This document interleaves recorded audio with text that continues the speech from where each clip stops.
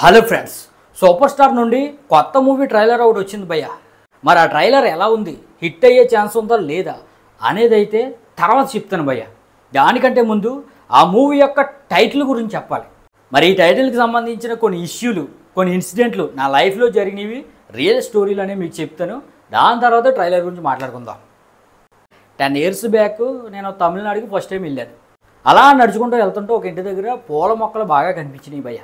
వెంటనే నేను మా ఫ్రెండ్ గారితో అరే రే ఆ పూలు భలే ఉన్నారా, పూలు భలేగా ఉన్నారంటే వాడు వెంటనే నన్ను పక్కకు తీసుకెళ్ళి అరే రే అలా అన్నామంటే ఇక్కడ కొట్టేస్తారా, మన తెలుగులో పువ్వులు అంటే అర్థం వేరే, ఇక్కడ పువ్వులు అంటే అర్థం వేరే, వీళ్ళు కానీ మిస్అండర్స్టాండ్ చేసుకుంటే మనల్ని అయితే కుమ్మేస్తారు అనే విధంగా మా ఫ్రెండ్ గారు అయితే పక్కకు తీసుకెళ్ళిపోయాడు.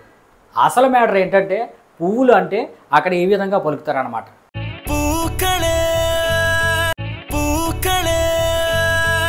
మరి మన తెలుగులో ఇది ఎంత పెద్ద భూతో మనందరికీ తెలుసు. ఏ విధంగా ఉంటాయి భాషా వ్యత్యాసం.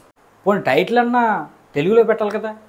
అదే మన సినిమాని కానీ తమిళ వాళ్ళకి ఇస్తే వాళ్ళ సెన్సార్ వాళ్ళు ఒప్పుకోరు భయ్య, తెలుగు టైటిల్ పెట్టమంటారు.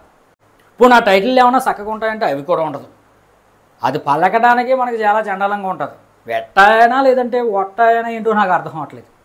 ఇక ఆ మ్యాటర్ పక్కన పెడితే ఈ ట్రైలర్ ఎలా ఉంది అనే విషయానికి వస్తే భయ్య, స్క్రిప్టు, స్టోరీ అవన్నీ కూడా రొటీన్గానే కనిపిస్తున్నాయి. కానీ రీసెంట్ టైంలో మనం బాగా వింటున్న ఇన్సిడెంట్ కావటం వల్ల జనాలకైతే బాగానే ఎక్కే అవకాశం ఉంది భయ్య.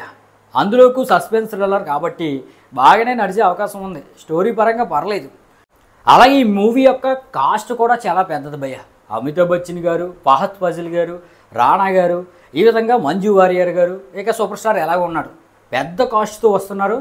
చాలా అద్భుతంగా కాస్ట్ అనేది ఉంది. ఇవైతే బాగానే ఉన్నాయి. కానీ రజనీకాంత్ గారి లుక్ అయితే నాకు నచ్చలేదు భయ్య. అంటే లుక్ బాగుంది కానీ జైలర్ సినిమాని చూస్తున్నామనే డౌట్ అయితే కలిగింది. ఆ జైలర్లోని స్లో మోషన్ షార్ట్స్ పెట్టేశారు. జైలర్ లుక్కే, జైలర్ కళ్ళద్దాలే. ఇక జైలర్ సినిమాలోంచి షూట్లోంచి అలాగెళ్ళి షూట్లో యాక్ట్ చేశాడా రజనీకాంత్ అనే విధంగా నాకైతే అనిపించింది. ఇక అనిరుద్ధ్ యొక్క బీజిఎం కూడా అంతేం లేదు భయ్య, యూనిక్గా లేదు. హీరో ఎంటర్ అయ్యాడంటే బ్రాండ్ మ్యూజిక్ మన మైండ్లో వచ్చేయాలి, మనం హమ్ చేసేయాలన్నమాట. ఇక ఈ ట్రైలర్ అంతా కూడా సాదా సీదాగా కనిపించింది. లొకేషన్లు కానీ అవి కానీ ఏదో జల్దీగా అడావిడిగా తీసేయారే అనే టైప్లో అనిపించింది.